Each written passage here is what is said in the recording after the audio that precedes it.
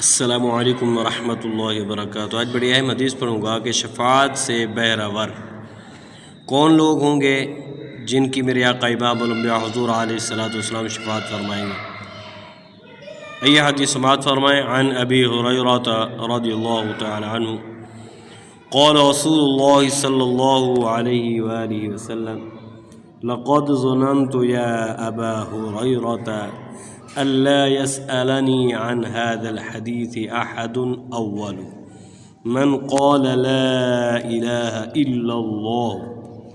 اس حدیث کا ترجمہ سماعت فرمائیں۔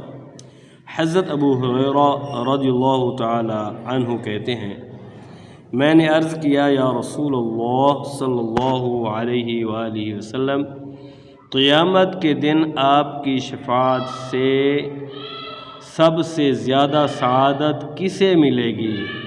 قیامت کے دن آپ سب سے زیادہ کس شخص کی شفاعت فرمائیں گے؟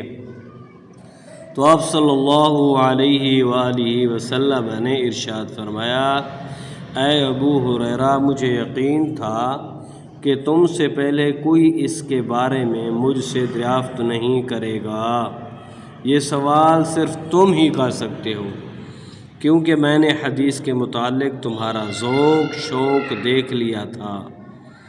تو میرے آقا نے فرمایا، سنو، قیامت میں سب سے زیادہ فیض یاب میری شفاعت سے وہ شخص ہوگا جو سچے دل سے یا خلوص سے لا الہ الا اللہ کہے گا۔